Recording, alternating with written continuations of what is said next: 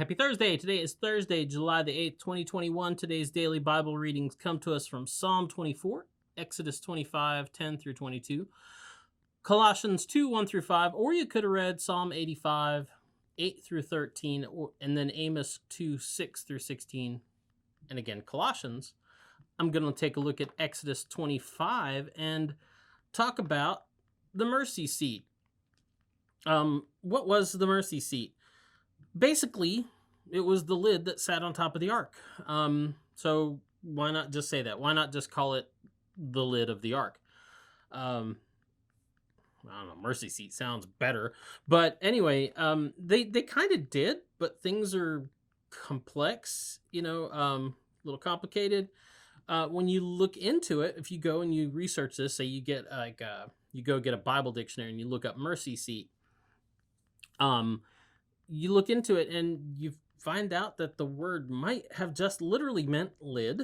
Yes, the Hebrew word, but it can also be understood as propitiation or propitiatory. Clear as mud, right? Because you know, of course, what propitiation means.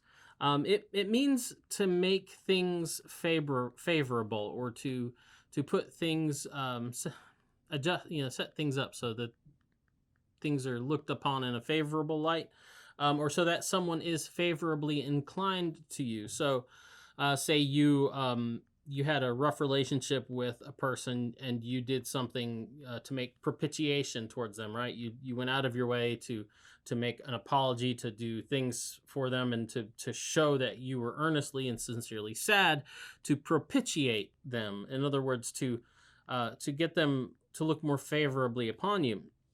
So in other words, it's the place where you can find favor in God's presence, right? It's the place where God is merciful enough to come down and let you be in his presence so that you can have a relationship with him. So, that's what it's all about. And so, we've ended up calling it the mercy seat because that sounds better than lid and actually explains more of what was going on there. It's a place to stand, right? It's a place where God stands in the midst of his creation.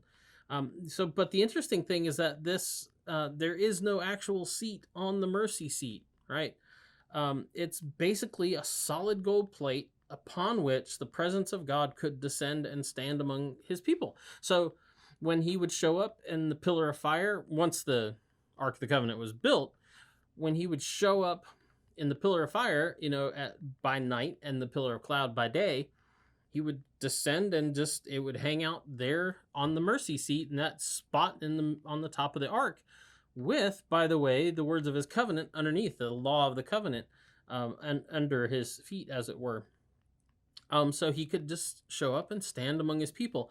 It was this open space, and it was kind of roughly defined by two kneeling cherubim, whose outstretched wings, right, they would cover the spot that was, and they marked it as holy space. So like you see pictures of the ark, and here are the angels like that, and they kind of this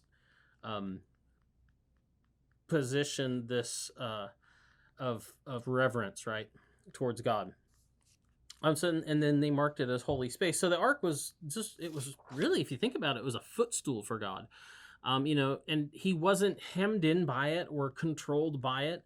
And it didn't represent him as, other gods, little g, were represented by idols and other images that could be locked up and controlled, and put in temples and, surrounded.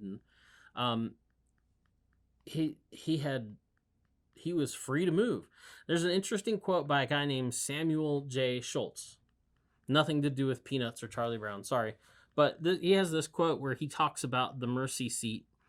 And he says, it was not the lid or the cherubim, but the space between the cherubim that represented God's presence among them. This space could not be confined by man. In this manner, the mercy seat conveyed to the Israelites the idea that God was in their midst without material representation. And at that time, that was a pretty unique thing. This idea that we're worshiping a God who isn't defined by the space that we're in, and he isn't defined by some image, and he isn't defined by territories or boundaries. He's not the God of Egypt.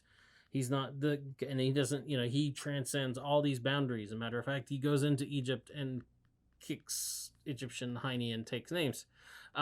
So it's interesting. The mercy seat. Look into it. Go make propitiation. Anyway, today is Thursday. That means tomorrow Huggins will be here with a great DBR for you. So get out, enjoy the day, and we'll talk to you later. Boop.